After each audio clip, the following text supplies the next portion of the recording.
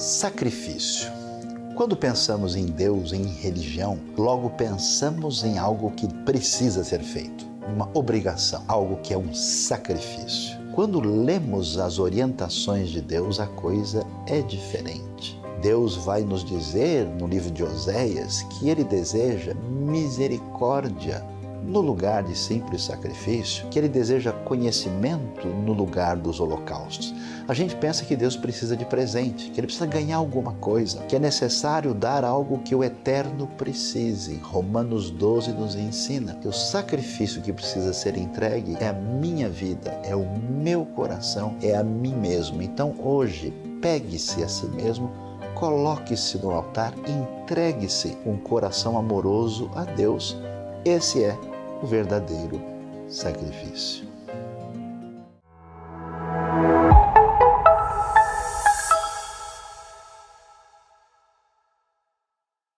Bom dia! Que bom que você está aqui. Queremos te convidar para ficar nessa celebração até o final.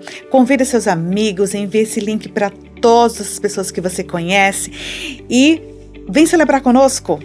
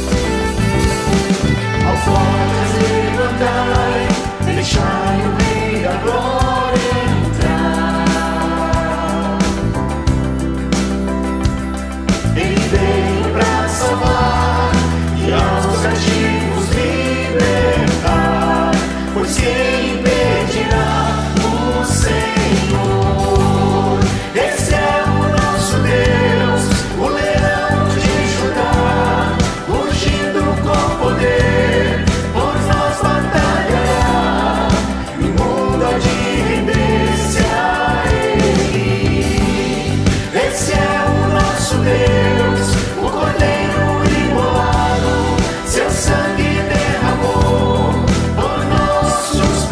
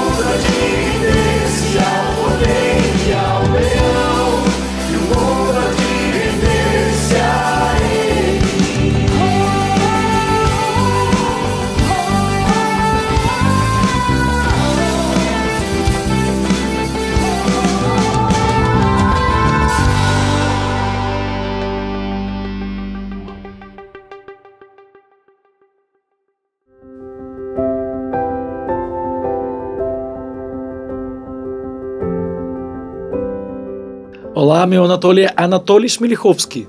Eu sou da Ucrânia, morando na Ucrânia, nascido na Ucrânia. Eu trago um grande abraço das igrejas batistas ucranianas para você, mas ao mesmo tempo eu falo português porque estudei aqui no Seminário do Norte e para mim tem sido um grande privilégio estar aqui com essa igreja amada. Eu quero agradecer a Deus por todas as coisas que Ele tem feito. Nós na Ucrânia, no meio dessa dor que a gente vive agora, nós estamos aprendendo uma coisa muito especial. Cada manhã que a gente acorda, a gente fala assim: Senhor, obrigado, a gente sobreviveu essa noite. Chegou um novo dia, é um motivo para agradecer, porque eu estou vendo a minha esposa, eu estou vendo as minhas crianças, eu estou vendo até minha sogra. Então, uma grande alegria, nós agradecemos a Deus por todas as coisas boas que o Senhor Jesus tem feito em nossas vidas. Nunca me deixou na tempestade ou na paz, oh não. Nunca me deixou quando bem ou quando mal, oh não. Nunca me deixou, oh, o Senhor nunca me deixou.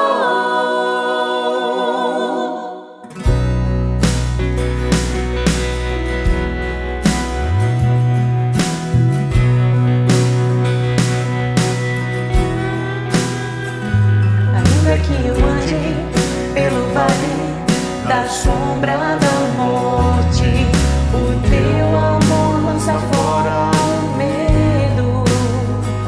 Ainda que eu me encontre bem no meio das tempestades da vida, não voltarei, pois perto estás. Eu não temerei o mal, pois o meu Deus comigo está. E se o meu Deus comigo está, a quem eu temerei, a quem eu temerei. Oh não, nunca me deixou na tempestade ou na paz, oh não, nunca me deixou quando bem ou quando mal, oh não, nunca me deixou, oh, o Senhor nunca me deixou.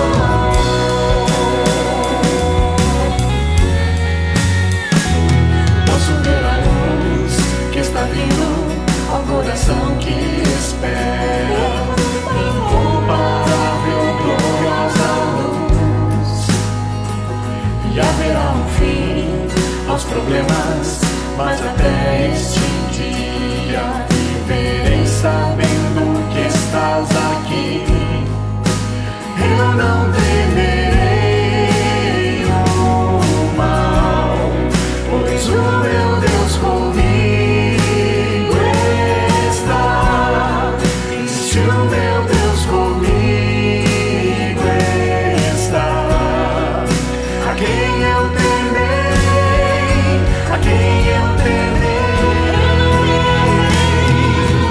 Oh não, nunca me deixou na tempestade ou na paz, oh não, nunca me deixou quando bem ou quando mal, oh não, nunca me deixou, o Senhor nunca me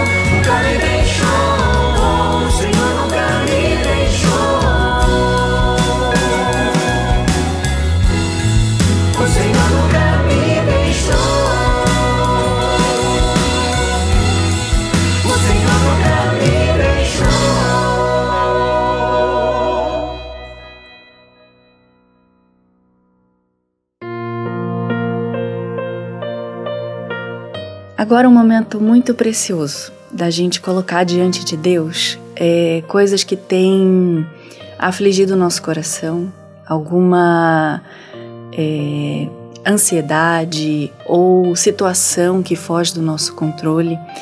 E a gente pode colocar diante de Deus essas coisas pessoais e coisas da nossa circunstância, mas é também muito importante a gente lembrar de pessoas em outros lugares do mundo que passam por circunstâncias muito difíceis. Nesse momento de intercessão, de pedir a Deus que nos guarde, que nos guie, a gente pode lembrar também de outras pessoas que passam por situações muito difíceis, em lugares de conflito, momentos que fogem totalmente do controle da pessoa, de guerra, de fome, de tráfico humano, pessoas que passam por situações muito complicadas. Então eu quero convidar você junto comigo a orar não só pela gente, pela nossa família, pela nossa comunidade, mas por pessoas em outros lugares do mundo que também sofrem. Deus querido, muito obrigada, porque a gente pode colocar diante do Senhor as nossas questões pessoais e a gente sabe que o Senhor se importa com isso. Muito obrigada, porque o Senhor ouve a nossa oração, o Senhor atende as nossas demandas, os nossos pedidos, a nossa necessidade. O Senhor nos dá aquilo que é preciso, aquilo de que a gente necessita. E nós queremos colocar também diante do Senhor pessoas que passam por dificuldades ao redor do mundo, pessoas que estão clamando ao Senhor por alívio, que estão passando por situações de extrema necessidade. Que o Senhor esteja com cada uma dessas pessoas, mostrando a saída, mostrando que o Senhor sustenta, que o Senhor está em todos os lugares e que o Senhor não perdeu o controle da história, que o Senhor é soberano sobre todas as questões. Muito obrigada por esse momento precioso que a gente tem de interceder pelos nossos queridos, pela nossa família, por questões financeiras, por alguma doença, por relacionamentos quebrados. Muito obrigada porque podemos colocar tudo isso diante do Senhor. Atende o nosso pedido, Senhor, de maneira perfeita, como o Senhor sabe fazer. Que o Senhor nos surpreenda com a Tua atuação nas nossas vidas. Em nome de Jesus que nós oramos e agradecemos. Amém.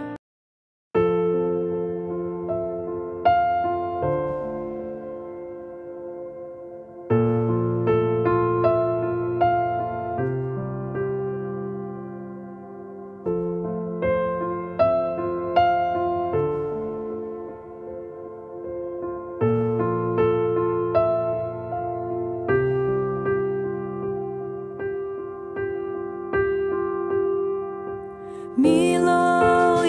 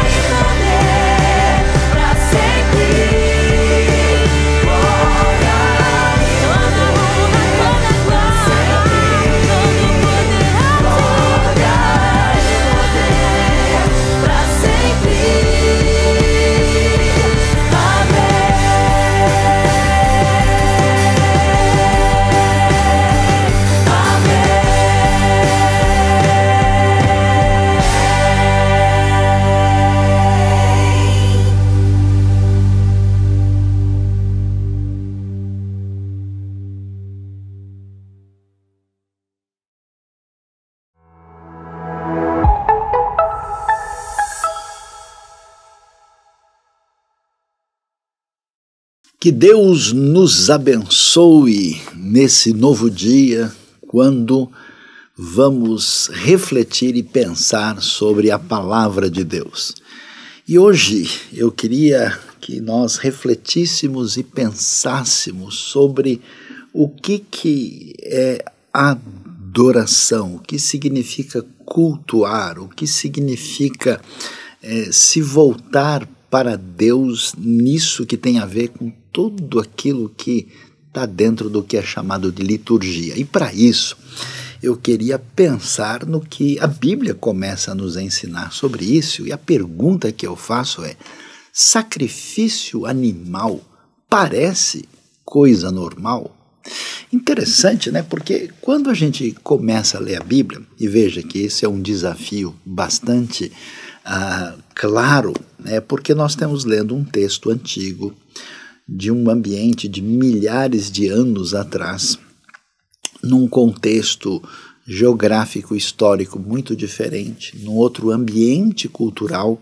Então, à primeira vista, quando a gente lê o texto, a gente diz: nossa, mas o que é isso? Por que eu estou estranhando isso aqui, né? Então, a pergunta é: será que a Bíblia pode ser modificada, ser alterada a gosto do freguês assim? Ou será que é a nossa mente que precisa ser ensinada para poder ter uma compreensão da razão de ser do texto sagrado? E para pensar sobre esse assunto, né, que a gente levantou aqui, será que sacrifício animal parece coisa normal? Eu convido você a acompanhar comigo o livro de Levítico, no capítulo 1, onde nós lemos o seguinte. Diz o texto bíblico: da tenda do encontro, o Senhor chamou Moisés e lhe ordenou: diga o seguinte aos israelitas: quando alguém trouxer um animal como oferta ao Senhor, que seja do gado ou do rebanho de ovelhas, se o holocausto for de gado, oferecerá um macho sem defeito, ele o apresentará à entrada da tenda do encontro, para que seja aceito pelo Senhor, e porá a mão sobre a cabeça do animal do holocausto, para que seja aceito como propiciação em seu lugar. Então o novilho será morto perante o Senhor, e os sacerdotes descendentes de Arão trarão o sangue e o derramarão em todos os lados do altar que está à entrada da tenda do encontro. Depois se tirará a pele do animal, que será cortado em pedaços. Então os descendentes do sacerdote Arão acenderão o fogo do altar e arrumarão a lenha sobre o fogo. Em seguida arrumarão os pedaços, inclusive a cabeça, a gordura, e sobre a lenha que está no fogo do altar. As vísceras e as pernas serão lavadas com água, e o sacerdote queimará tudo isso no altar. É um holocausto, oferta preparada no fogo, de aroma agradável ao Senhor. Se a oferta for um holocausto do rebanho, quer de cordeiros, quer de cabritos, oferecerá um macho sem defeito, o animal será morto no lado norte do altar perante o Senhor. Os sacerdotes descendentes de Arão derramarão o sangue nos lados do altar. Então o animal será cortado em pedaços, o sacerdote arrumará os pedaços, inclusive a cabeça, a gordura sobre a lenha que está no fogo do altar, as vísceras e as pernas serão lavadas com água. O sacerdote trará tudo isso como oferta e o queimará no altar. É um holocausto, oferta preparada no fogo, de aroma agradável ao Senhor. Se a sua oferta ao Senhor for um holocausto de aves, traga uma rolinha ou um pombinho. O sacerdote trará a ave ao altar, destroncará o pescoço dela e a queimará, e deixará escorrer o sangue da ave na parede do altar. Ele retirará o papo com seu conteúdo e jogará no lado leste do altar, onde ficam as cinzas. Rasgará a ave pelas asas, sem dividi-la totalmente. Então o sacerdote a queimará sobre a lenha acesa no altar. É um holocausto, oferta preparada no fogo, de aroma agradável ao Senhor.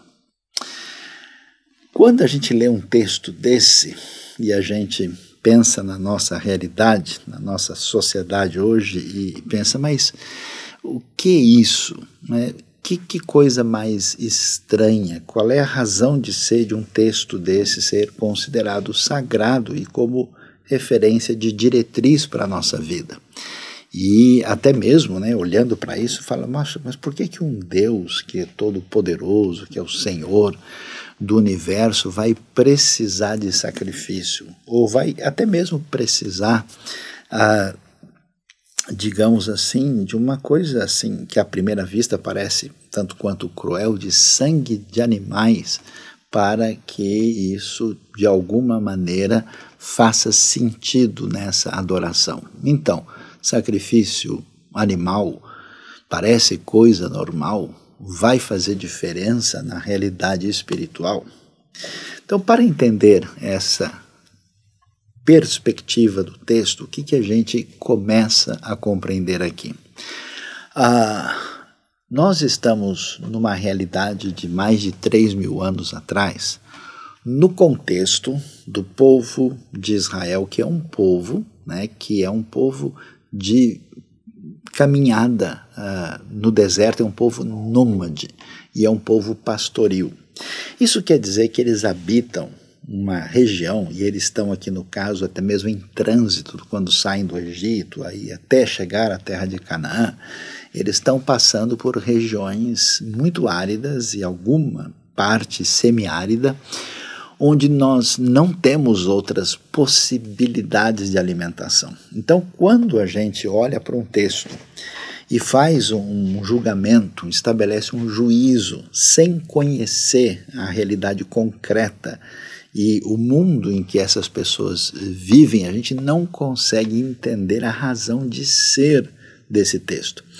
Quando a gente hoje está no contexto do século XXI, vivendo no ambiente urbano, tendo o nosso alimento comprado nos supermercados, e a gente nem tem ideia, às vezes, de maneira mais concreta, como é que a vida se estabelece, né, a partir daquilo que é produzido. A gente, basicamente, a maioria funciona como uma espécie de cliente, num lugar onde você pode escolher o que vai comprar e comer.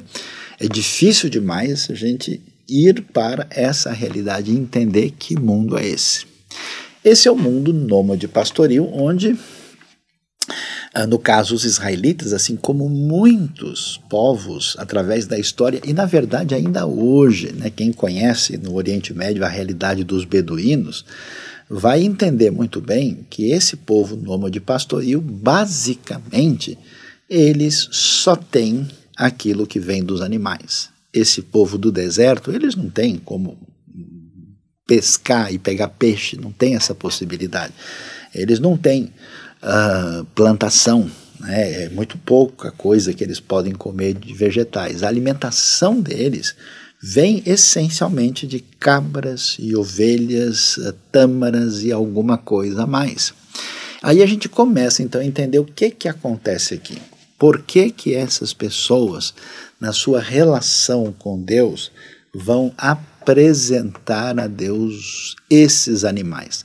A razão principal é muito clara. Eles não têm qualquer dificuldade com isso, porque eles, com frequência, estão ali, né, comendo carne de cabras e de ovelhas, e às vezes carne de vaca, e esse é o seu cotidiano. Então, por exemplo, aquilo que parece uma crise para nós, né, como é que esse negócio parece estranho, porque você nunca imagina hoje, num ambiente de liturgia, de adoração, seja numa igreja, numa sinagoga, num templo sagrado, em qualquer coisa do tipo, alguém chegando lá e trazendo um bicho para apresentar, porque a nossa realidade é muito diferente. Em resumo, é muito simples, eles só poderiam oferecer a Deus aquilo que tinham. E ao fazerem isso, eles faziam de maneira muito semelhante ao que faziam com esses animais quando eles mesmos precisavam lutar pela sobrevivência e pela vida.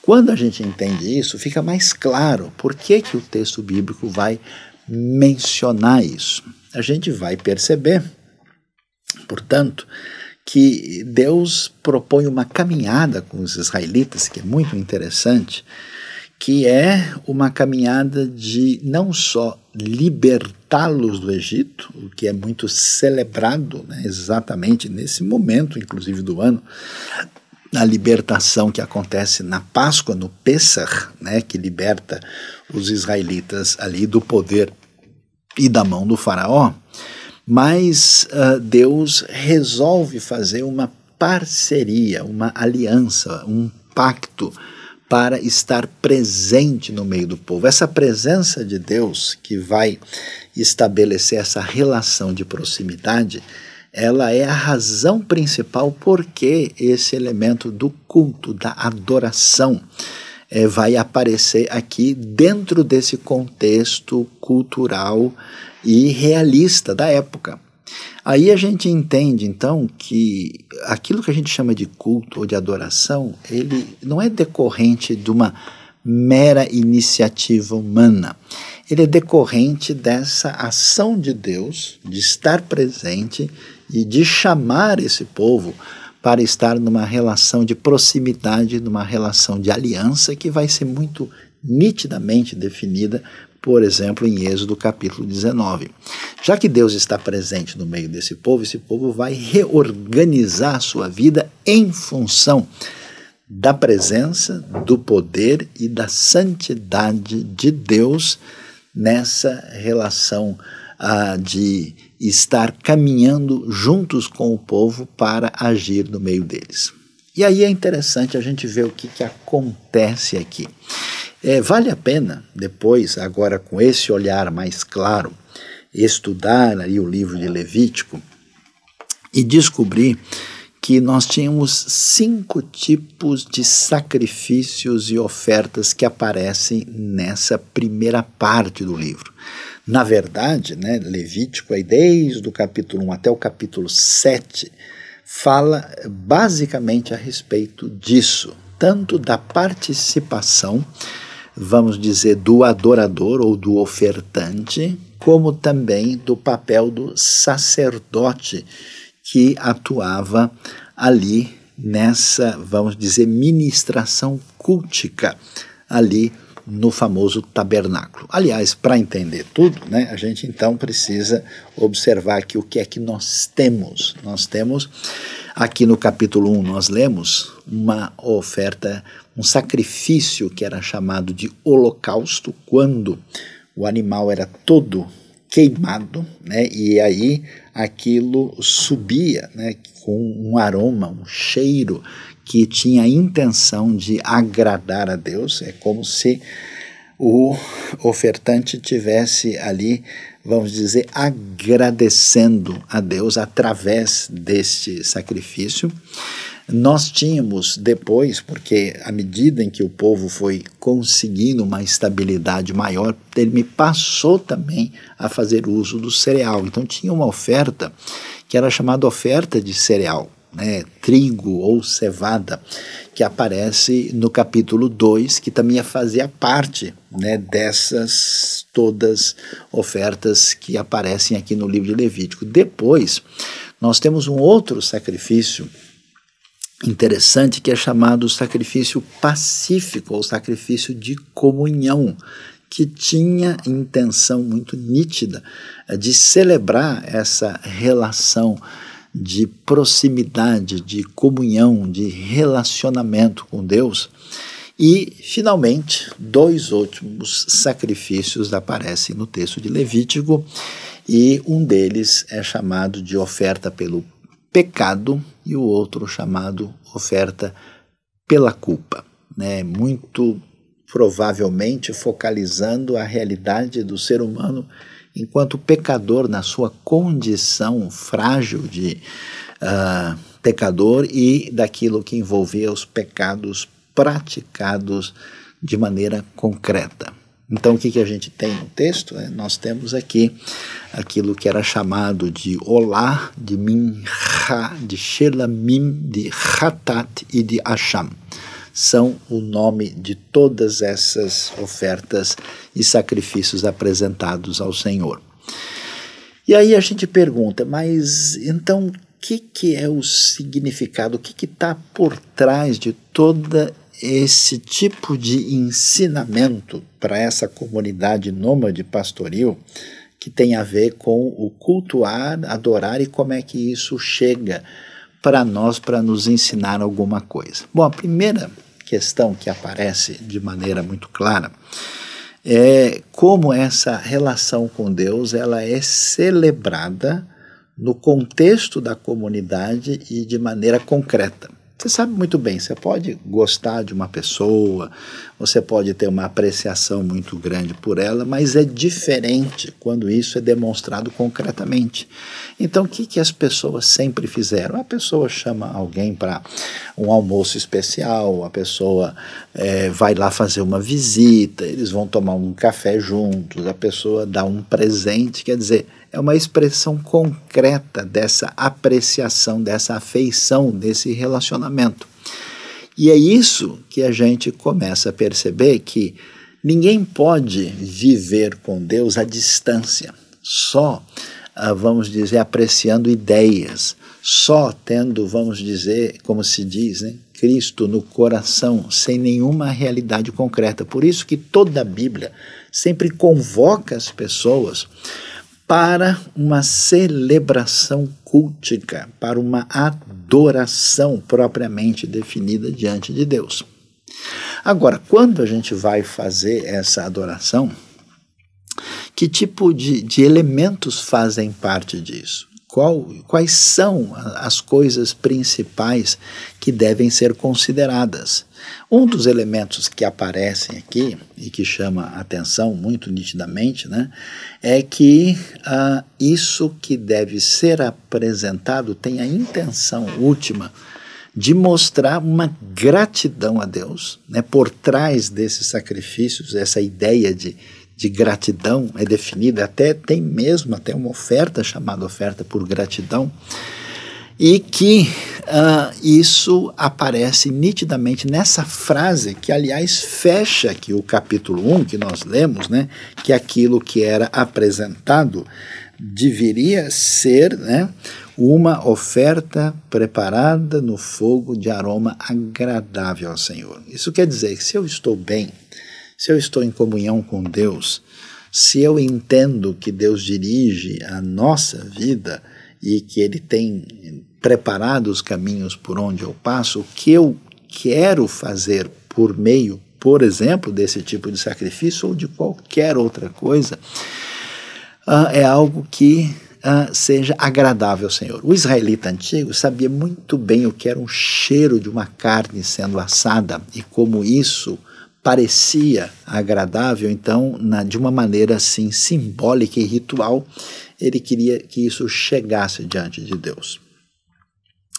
Outra coisa que chama atenção e que faz parte desse elemento cultico é que isso deixava claro que o caminho para chegar a Deus tinha uma distinção assim de quem Deus é e de quem nós somos. Então todo o desenho do tabernáculo é muito interessante porque você tinha ali, né, uma área toda do chamado pátio do tabernáculo com 45 metros por 22,5 e do lado de fora você tinha um grande altar que era, né, esse chamado altar dos sacrifícios ou altar do holocausto, onde essa oferta era ali apresentada. E isso tinha a intermediação do sacerdote. E depois você tinha então a área mais sagrada, que era a tenda do encontro. Quando a gente começou a ler Levítico capítulo 1 ali, você viu que da tenda do encontro, né, o Senhor ali fala a Moisés. E nessa tenda a gente tem ali o chamado lugar santo e o lugar santíssimo. E aí o que acontece? Isso mostra para a gente uma distância em relação a Deus, no primeiro momento, para entender quem nós somos e quem Deus é. Deus santo, puro, perfeito, todo-poderoso, criador do universo, sustentador de todas as coisas. E quem somos nós, limitados, frágeis, humanos, né? Não dá para confundir o divino e o humano. Existem muitas propostas de espiritualidade onde você meio que não sabe o que é Deus, o que é o ser humano, a coisa é meio toda misturada. Aqui não, está muito claro. E esse Deus é santo. Esse Deus tem uma realidade de pureza diferenciada. Então, na hora de se aproximar desse Deus tão santo, que resolveu fazer aliança, propor fazer essa parceria, a gente vai com aquilo que a gente chama de reverência, a gente vai com aquele sentimento de respeito especial, a gente vai com aquela ideia de que eu estou me aproximando de alguém tão importante. E quem fazia, né, o papel assim de mostrar concretamente esse caminho de aproximação, de chegar perto de Deus, era exatamente o sacerdote. E não só ele, mas tinha até mesmo o sumo sacerdote, que fazia um sacrifício especial uma vez por ano, chamado sacrifício do dia do perdão, dia da purificação, que era o Yom Kippur. Então, a gente pode ver de maneira concreta como isso nos ensina muito mais do que a gente imagina. Outra coisa que chama atenção, e eu acho muito interessante, é quem é que pode chegar perto de Deus? Quem é que tem, vamos dizer assim, o direito? Porque a gente, quando lê isso, a gente pensa somente assim, olha, aqui nós temos leis e exigências desses sacrifícios que envolvem animais, e esse sacrifício animal, a princípio, não parece nada normal, mas quando a gente olha o que está aqui, veja que coisa interessante. No próprio capítulo 1, ele vai falar dos sacrifícios que envolvem ali o gado, que é uma referência a boi e vaca.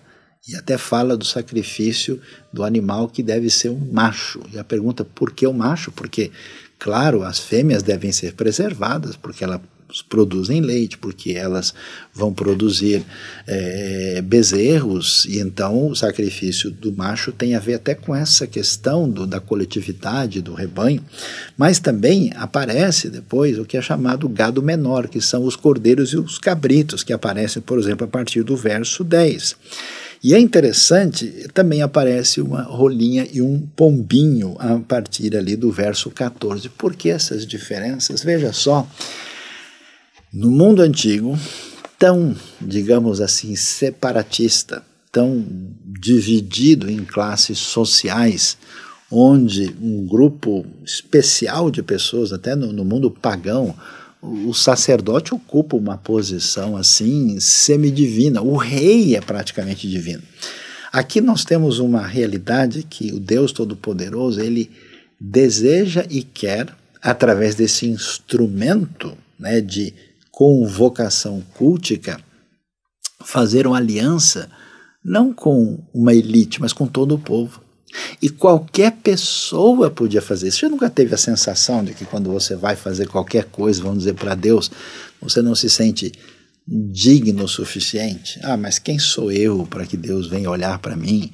Não, mas olha, eu não tenho nada a oferecer. Não, mas eu sou uma pessoa muito simples e muito pobre. Não, eu nem tenho conhecimento direito das coisas.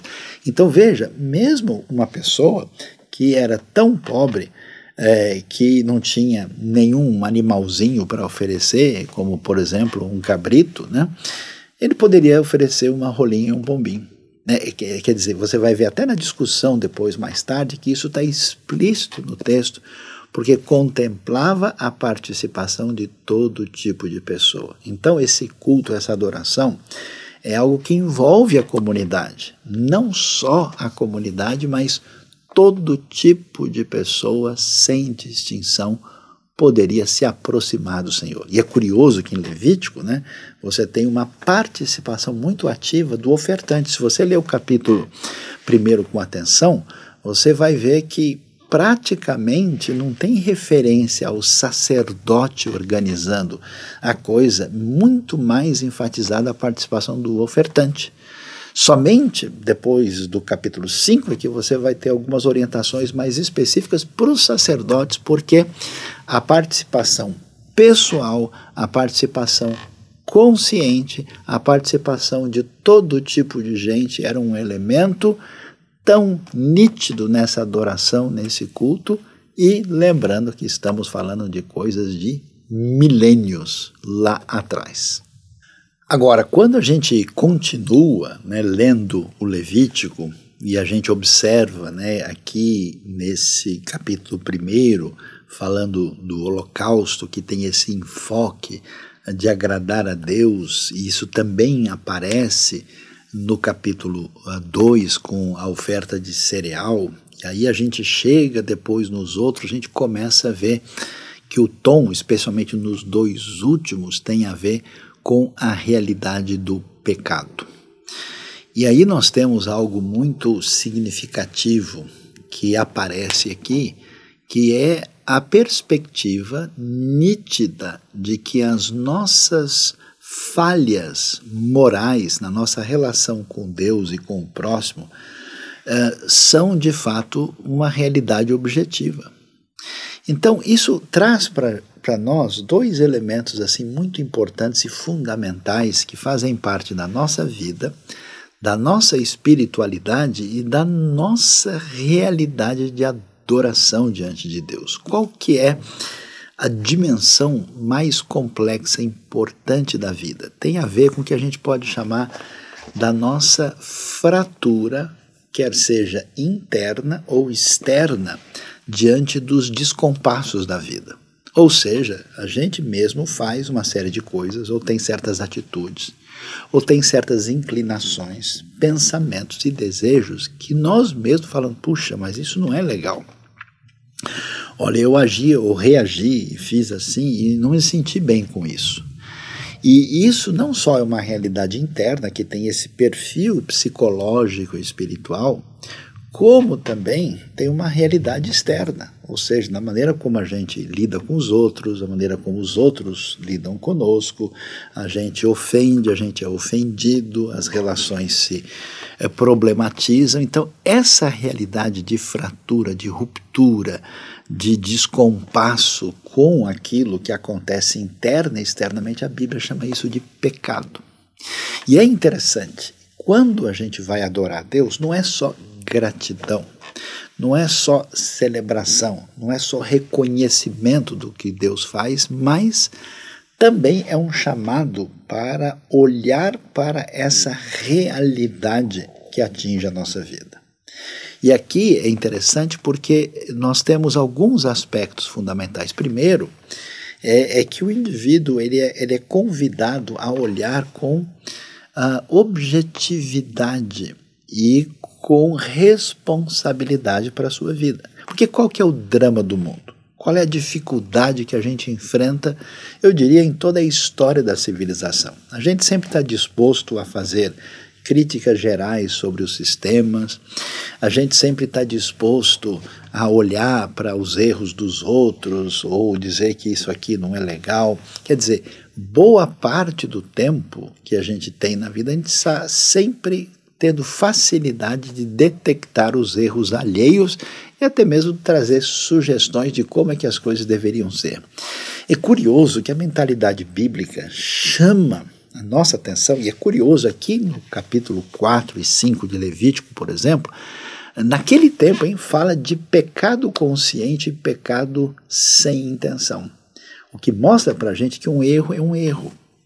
Que não existe essa coisa que a gente deve avaliar os erros como uma coisa do ponto de vista meramente relativista, né? Não, o que é erro para mim não é erro para você. Existe um perigo na nossa vida de sempre querer pegar os nossos erros, em vez de olhar para eles de frente e conseguir encarar a realidade, a gente começar a fazer um processo perigoso, né, que traz uma espécie, vamos dizer assim, de cegueira perante a vida, de não enxergar mais o erro como erro e tentar de alguma maneira maquiar, usar uma máscara, um caminho perigoso, e a Bíblia nos chama a essa atitude de enfrentamento, porque o mal que ataca o mundo mora dentro de nós. Então você aparece como um indivíduo responsável aqui, aparece como alguém que enfrenta essa realidade e aparece como alguém que precisa resolver essa situação diante de Deus e diante do próximo. E isso então chama a nossa atenção e nos ajuda a pensar como é que é essa questão de adorar e de cultuar. Porque muitas vezes, né, parece que em muitas comunidades religiosas a gente tem perdido um pouco disso. A gente se reúne para adorar, então nós estamos junto com a comunidade, a gente tem um momento de cânticos e de alegria, a gente expressa ali as nossas palavras de fé e de alegria, a gente vai lá e mostra todo aquele momento especial de inclusive ouvir uma mensagem, de fazer orações, mas muitas vezes parece que falta essa percepção de que ao nos aproximarmos coletivamente de Deus nesse contexto de celebração, é hora de revisitar a nossa vida para ver o que precisa ser alinhado e percebido nos nossos equívocos, erros, falhas e pecados. Do contrário, a gente vai ter muito mais problema na vida. Então, essa dimensão, né, ela tem um desdobramento ético. Por isso que a religião verdadeira, ela se caracteriza por uma mudança de vida favorável em sintonia com os princípios de Deus, em sintonia com os mandamentos de Deus, que envolve essa relação saudável com Deus e com o próximo.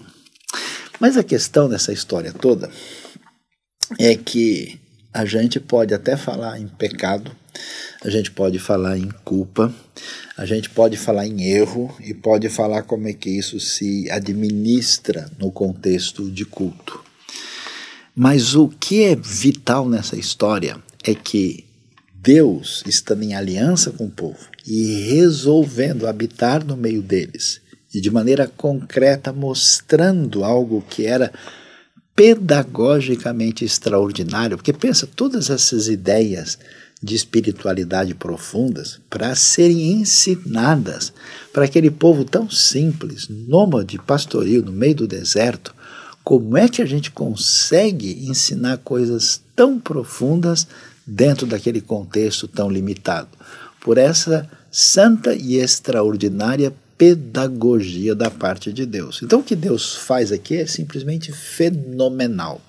Tudo aquilo que envolve, posso chamar assim de um profundo curso de teologia, Deus mostra isso no tabernáculo, no meio das ofertas, com a participação dos sacerdotes, com todo esse significado. E qual que é o foco fundamental disso?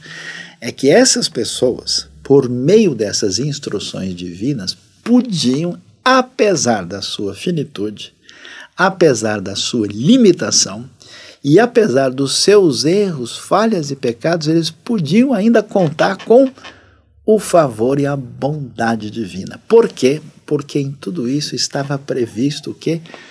A possibilidade de perdão e restauração diante de Deus.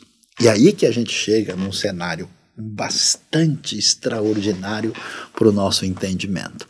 Porque a dificuldade que as pessoas têm de enxergar os seus próprios erros, esse mecanismo que a gente tem, né, de entrar nessa proposta de autodefesa, é muito comum a pessoa, de alguma maneira, ao receber uma crítica, ficar incomodada e tentar dizer que a sua intenção foi essa ou foi aquela, ou até mesmo, vamos dizer, aceitar alguma coisa do seu erro, mas de uma maneira meio que irresponsável, de maneira frívola, despreocupada, dizer, não, eu sou assim mesmo, é que esse é o meu gênio, é porque eu tenho essa inclinação, não, eu faço e eu assumo.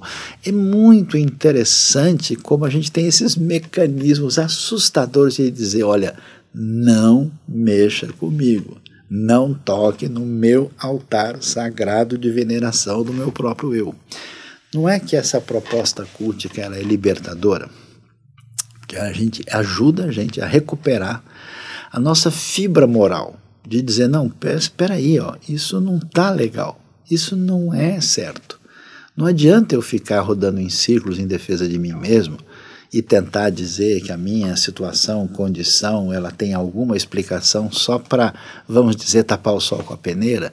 Não, a proposta bíblica nos convida a reconhecer né? O pecado com intenção, o pecado sem intenção, o pecado diante de Deus, o pecado diante do próximo, pecado que envolve orgulho, inveja, mentira, imoralidade, idolatria, todo tipo, o descaso para com Deus e a sua vontade, a atitude de total ruptura com até mesmo o próximo. Nós temos a expectativa extraordinária daquilo que envolve uma das coisas mais importantes de toda a história da espiritualidade, chamada perdão. Você vê como é difícil, até mesmo no ambiente do diálogo internacional, da conversa entre pessoas, até com muito conhecimento e muita capacidade de fazer tanta coisa importante na nossa experiência. A coisa mais difícil que existe é depois de uma fratura, de uma relação rompida, de uma situação de conflito intenso ou de uma falha grave, é ter a capacidade de perdoar. Agora, como é que isso funciona? A gente vê pela própria atitude do próprio Deus. Deus fez isso com o povo e ele sempre manteve o seu espaço sagrado no meio deles. Porque era para a gente pensar o seguinte: depois que Deus fez tudo, libertou o povo, tirou, fez aliança, foi lá no deserto, esse pessoal, inclusive, logo ali vai fazer uma coisa tão impossível de se perceber como minimamente razoável, que é fazer um bezerro de ouro, vai errar diante de Deus. Deus mantém a sua aliança, a sua graça. Até o texto bíblico vai dizer, lá em Romanos 11, que os dons e o chamado de Deus é irrevogável. E Deus faz isso. E Deus faz isso com o povo de Israel. E depois que Israel floresce para levar a mensagem de Deus para as nações, Deus estende isso para as nações nesse tipo de proposta, dizendo: olha, eu estou aqui chamando vocês para o culto, porque nesse culto existe libertação, inclusive libertação dos pecados e verdadeiro perdão.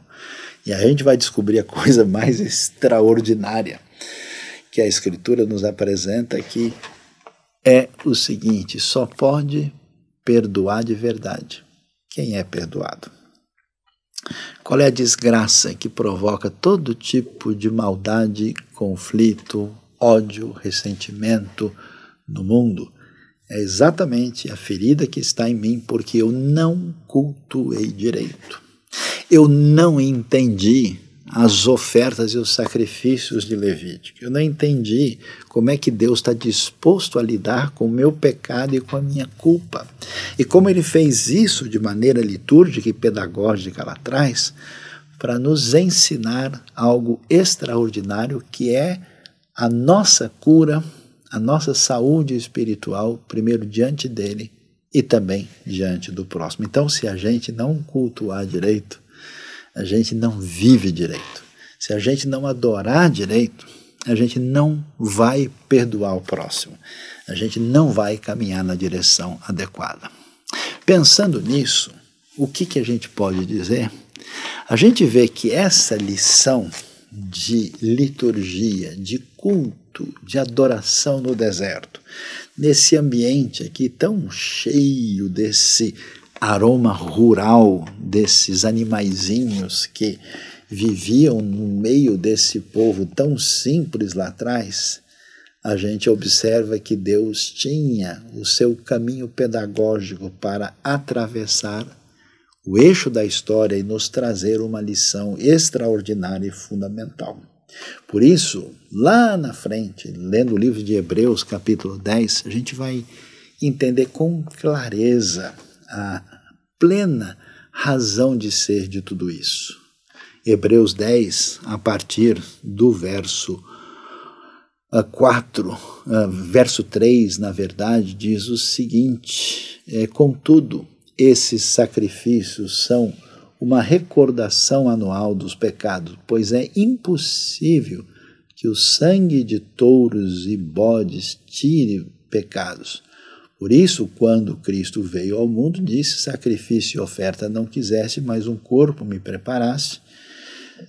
holocaustos e ofertas pelo pecado não te agradasse, então eu disse: aqui estou, no livro está escrito a meu respeito, vim para fazer a tua vontade, ó Deus. Primeiro ele disse: sacrifícios, ofertas e holocausto, oferta pelo pecado não quiseste, nem deles te agradaste, os quais eram feitos conforme a lei. Então acrescentou: aqui estou, vim para fazer a tua vontade. Ele cancela o primeiro para estabelecer o segundo. Pelo cumprimento dessa vontade, fomos santificados por meio do sacrifício do corpo de Jesus Cristo, oferecido uma vez por todas. E aí, essa mudança que esse sacrifício de Cristo nos traz, vai mostrar no verso de número 14, que porque por meio de um único sacrifício ele aperfeiçoou para sempre os que estão sendo santificados, e termina dizendo que onde esses pecados foram perdoados não há mais necessidade de sacrifício por eles. E aí a gente entende o que estava acontecendo aqui. É claro, né, que o sacrifício animal não tem em si mesmo nenhum poder espiritual. Aquilo que foi ensinado como uma lição pedagógica para os israelitas no deserto e que tinha importância muito grande, na verdade apontava para uma realidade maior. E essa realidade se cumpriu com o sacrifício de Cristo Jesus por nós, que é o exemplo máximo daquilo que significa a aliança de Deus, daquilo que significa a disposição de Deus de se aproximar de nós, de receber a nossa contrapartida em adoração e de nos dar aquilo que é tão necessário para a nossa questão mais profunda, ética, existencial e espiritual, com a relação com Deus a partir do perdão dos nossos pecados. E é por isso que uma comunidade bíblica não precisa mais fazer sacrifícios hoje, porque esses sacrifícios apontavam para uma realidade. Hebreus diz: é impossível que o sangue de touro e de bodes realmente tire pecados, mas agora o que Cristo fez isso de uma maneira definitiva. Então, meu convite para você, se você nunca pensou, entendeu isso, perceba que o sacrifício de Jesus não é simplesmente um mártir, ou um guru, ou um profeta que foi mal entendido. Não, foi feito com a própria iniciativa de Deus, num amor incondicional, impensável, para o seu perdão, para o meu perdão, para mostrar para nós a disposição tão profunda de Deus de nos amar, nos perdoar e trazer de volta para eles. Não estamos como nômades ali no deserto, precisando achar o caminho da terra prometida, mas vivemos num mundo com vazio existencial, como nômades à procura de diretriz para a vida, e a diretriz apresentada por Deus de maneira tão extraordinária, tanto do ponto de vista estético, como espiritual, como teológico, aparece em Cristo Jesus. E você que já conhece essa verdade, não se esqueça agora, você entendeu o que é a adoração. A adoração, culto de verdade, envolve o reconhecimento do que Deus fez, é uma resposta a Ele. Envolve fazer isso com a comunidade de uma maneira celebrativa, envolve gratidão, envolve comunhão e envolve reconhecimento de pecado e envolve celebração de graça e perdão e dedicação e entrega das nossas vidas a Deus. Deus abençoe a nossa vida e abençoe o nosso coração, porque o sacrifício pessoal total, esse sim é extraordinário, quase que eu posso dizer, esse é animal. Deus abençoe a nossa vida. Amém.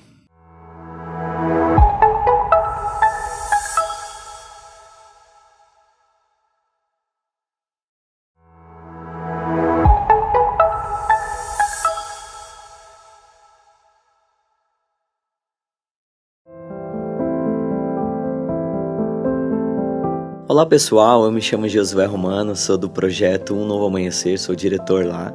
Quero contar para vocês um pouco hoje do que nós temos feito nas favelas da Zona Sul de São Paulo. Nós trabalhamos diante de locais muito difíceis, comandado por tráfico de drogas e muitos perigos, onde a droga tem acabado e destruído o sonho de vários adolescentes, várias crianças naqueles locais, muitas mães chorando, e nesses mesmos locais nós temos sido uma resposta de Deus ali, temos sido luz naqueles locais, levando o evangelho, levando as boas novas e transformando a vida de vários jovens. Nosso projeto existe nesse local já há 11 anos, e eu quero contar para vocês de um novo projeto que nós estamos fazendo agora, que se chama uma escola de missões com jovens. E agora em julho a gente vai fazer uma viagem missionária para o Peru. E dentro disso eu quero contar para vocês a história de uma jovem que está indo conosco. Ela tem 14 anos, ela se chama Kathleen. Essa menina, ela não tinha perspectiva de sonho nenhum. E agora, tipo, ela nunca viajou de uma cidade para outra cidade. Ela tá saindo do país e esses dias ela chegou com o passaporte dela, toda feliz. Eu consegui meu passaporte, assim, e você vê a felicidade dela a cada aula, a cada discipulado, a cada lição que ela tem que entregar. E isso é maravilhoso, porque a gente está conseguindo fazer jovens, Deus, né, está concedendo essa oportunidade da gente ver jovens que não tinham sonho nenhum e agora estão sonhando em ser um missionário, em ser um cristão dentro da sua empresa, e isso é maravilhoso. Isso acontece através da ajuda de vocês, da oração de cada um de vocês.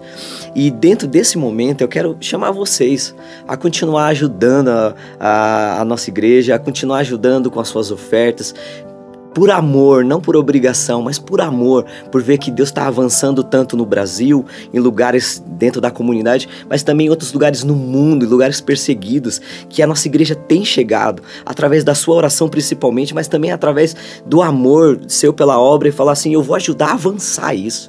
Deus, ele pode usar da sua vida para avançar isso, e não por obrigação, guarda isso. Eu agradeço por cada um de vocês que tem apoiado a cada projeto da igreja, no nosso novo local. Deus tem feito coisas maravilhosas. Obrigado pela sua ajuda. Eu quero orar com você nesse momento. Deus, eu quero agradecer por cada um que tem colocado a sua mão ali para trabalhar, né, nesse local novo, na igreja ali, Pai, em tudo que nós temos feito no avanço do reino, seja no Brasil, seja nos lugares mais distantes, onde o Senhor tem enviado a IBNU, Pai, a alcançar pessoas ali, Pai. O Senhor, eu te peço, abençoa cada um, Pai, que tem ofertado, prospera, guarda, dá livramento para suas famílias, continua guardando cada um, Pai, deles, cada um de nós, Pai, a liderança da igreja, todos, Pai. Eu te peço isso em nome de Jesus. Amém.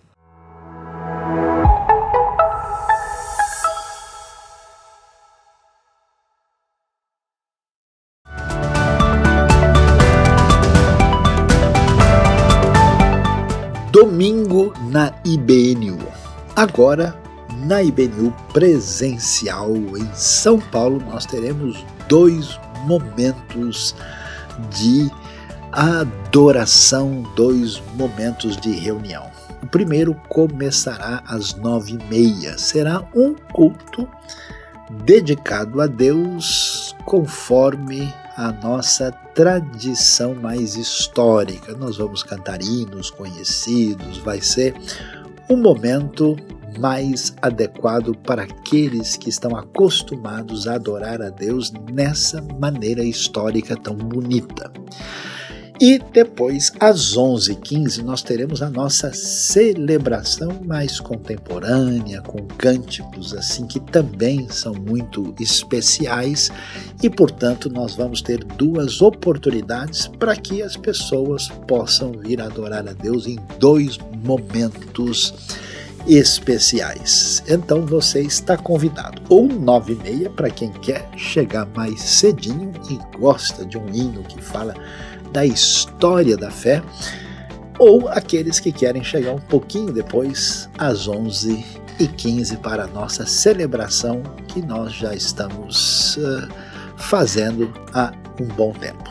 Deus abençoe, você está convidado, seja você também IBNU. Eu tenho um convite muito especial para você. Eu trabalho na Conexão faz bastante tempo. A Conexão é muito importante, é o cartão de visita da IBNU, porque todas as pessoas são recebidas e acolhidas ali. Então, e nós estamos recebendo muitos visitantes. E eu gostaria de convidar você para vir participar com a gente. Você que gosta de receber pessoas, de servir um cafezinho, de conversar, vem conversar comigo e vem participar da conexão. Ensino IBNU, toda quarta e toda quinta, essencial para todos.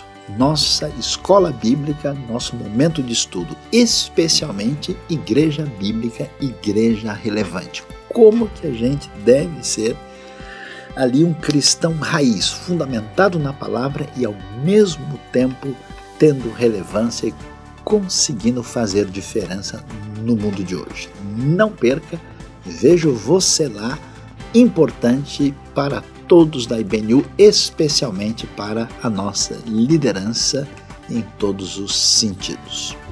Anota aí na sua agenda agora, pega o celular aí, aproveita esse momento, porque dia 21 de abril, às 14 horas, nós temos mais uma edição do Integre Games. O que é o Integre Games? Como que você não sabe ainda? É uma tarde muito especial, onde nós nos juntamos para jogar jogos juntos. É um momento para trazer toda a família, é um momento para trazer amigos, é um momento para trazer até aquele que você não gosta, para ganhar dele no jogo e poder se divertir. Gente, é uma tarde muito especial, onde a gente consegue fazer essas conexões tão importantes com várias pessoas ao redor da nossa IBNU, pessoas que são dos nossos relacionamentos, e criar um grupo de pessoas que, depois de passar uma semana tão corrida, com tantos afazeres, vão recarregar a energia para, claro, poder enfrentar mais uma semana. E nessa edição nós temos novidades.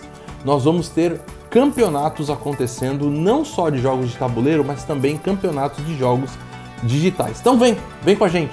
Agora, nas nossas reuniões de domingo, nosso culto às 9h30 e nossa celebração às 11h15, temos um espaço especial para crianças que têm TEA, TDAH, estão no espectro do autismo. Temos ali a possibilidade de incluir essas crianças no momento em que os pais querem participar da celebração. Entre em contato com a IBNU na parceria com Tesouro Azul, fazendo diferença no reino.